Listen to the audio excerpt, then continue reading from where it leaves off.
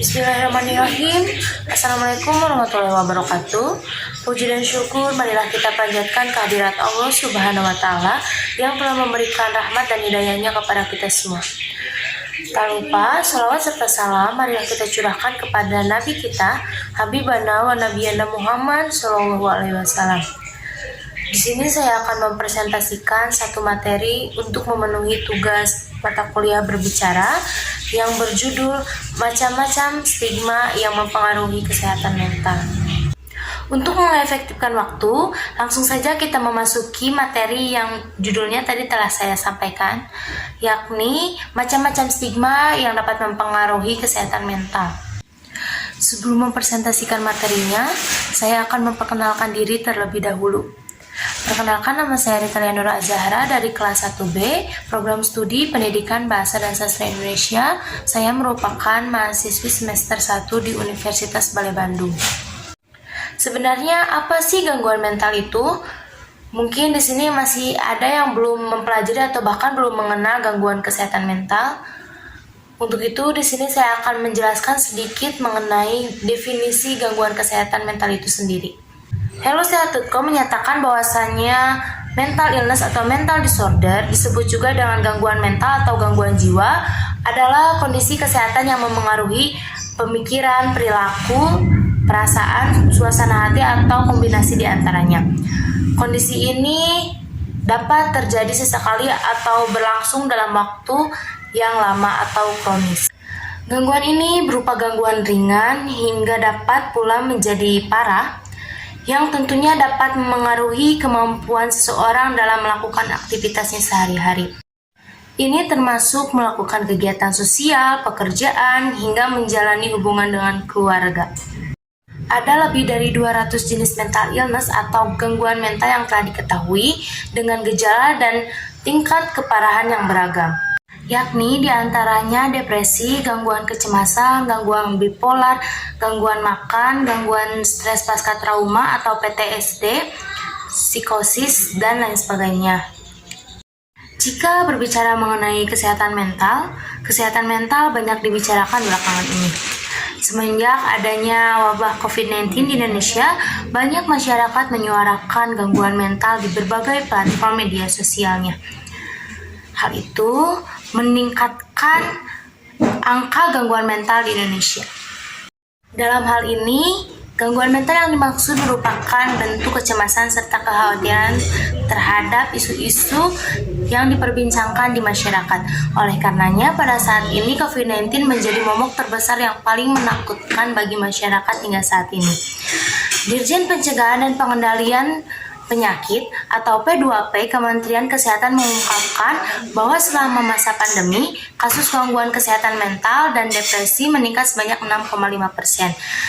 Meningkatnya kasus tersebut sebagian besar dikarenakan oleh adanya pembatasan berskala besar yang memunculkan dampak diantaranya di bidang pendidikan.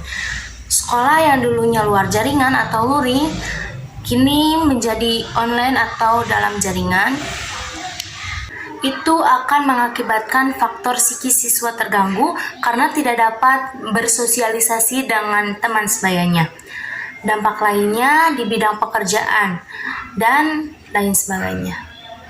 Masalah ini kemudian memunculkan stigma yang terjadi pada penderita, seperti diskriminasi dan dikucilkan. Hal ini menyebabkan terhambatnya pemulihan serta kesembuhan penderitanya. Selain hal tersebut, masalah-masalah lain yang dapat ditemukan di masyarakat antara lain adalah sebagai berikut. Pertama, stigma terhadap pengidap gangguan kesehatan mental. Stigma atau nilai buruk yang diberikan kepada pengidap kesehatan mental di Indonesia didapatkan melalui pengaruh lingkungan yang buruk. Labeling, pengucilan, dan stereotip terhadap pengidap gangguan mental membuat orang yang menderita gangguan mental memilih bungkam atau tidak berkonsultasi kepada ahlinya. Akibatnya, berdasarkan data dari Riskesdas, pada tahun 2018, 12 juta penduduk berusia di atas 15 tahun mengalami depresi, dan 19 juta penduduk di atas 15 tahun mengalami gangguan mental emosi. Yang kedua, rendahnya pemahaman mengenai kesehatan mental. Di Indonesia, informasi mengenai kesehatan mental masih belum banyak dipahami oleh masyarakat. Minimnya pengetahuan tentang kesehatan mental membuat penilaian masyarakat terhadap pengidap gangguan kesehatan mental menjadi negatif. Akibatnya, terjadi salah penanganan terhadap penderita kesehatan mental. Yang ketiga, kesehatan mental di Indonesia masih menjadi hal tabu. Keterbatasan pemahaman dan pengetahuan mengenai kesehatan mental di Indonesia tidak dapat lepas dari nilai-nilai tradisi budaya atau kepercayaan masyarakat. Sebagian masyarakat masih mempercayai penyebab kesehatan mental berasal dari hal-hal supernatural atau tahayul, sehingga pengidap gangguan kesehatan mental menganggap gangguan yang terjadi dalam dirinya adalah aib. Pemahaman ini membuat orang yang membutuhkan bantuan tenaga ahli enggan untuk ditangani. Tak jarang, pengidap gangguan kesehatan mental merasa malu untuk berada di tengah masyarakat. Yang keempat, diskriminasi terhadap pengidap gangguan kesehatan mental. Kesadaran masyarakat yang rendah tidak jarang mengakibatkan munculnya diskriminasi terhadap pengidap gangguan kesehatan mental. Bentuk diskriminasi tersebut dapat berupa perlakuan kasar, penghinaan, maupun perundungan. Tak jarang pula, masyarakat menjauhi pengidap gangguan kesehatan mental serta keluarganya. Yang kelima, akses terhadap kesehatan mental masih belum merata. Akses terhadap kesehatan mental di Indonesia masih sulit. Anggaran pemerintah untuk kesehatan mental, kapasitas rumah sakit jiwa, serta psikiatri di rumah sakit umum masih belum dapat memenuhi kebutuhan masyarakat Indonesia.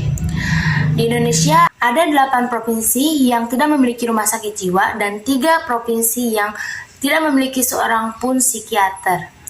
Kementerian Kesehatan Indonesia memprediksi setidaknya 90% orang dengan gangguan kesehatan mental tidak mendapatkan akses terhadap perawatan yang memadai.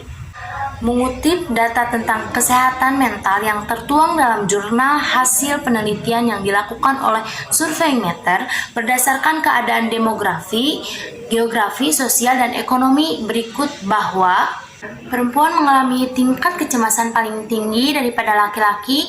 Data studi ini menunjukkan sebanyak 57% perempuan melaporkan kecemasan, sedangkan laki-laki hanya 53%. Tingkat kecemasan responden yang berumur 31 tahun sampai 40 tahun paling tinggi yaitu 58%. Responden yang berumur 41 sampai 50 tahun melaporkan kecemasan paling rendah yaitu 51%. Kelompok umur muda yaitu mereka yang berumur 20 sampai 30 tahun yang melaporkan kecemasan 56%. Kecemasan berbanding terbalik dengan pendidikan responden. Makin tinggi tingkat pendidikan responden, makin rendah tingkat kecemasannya.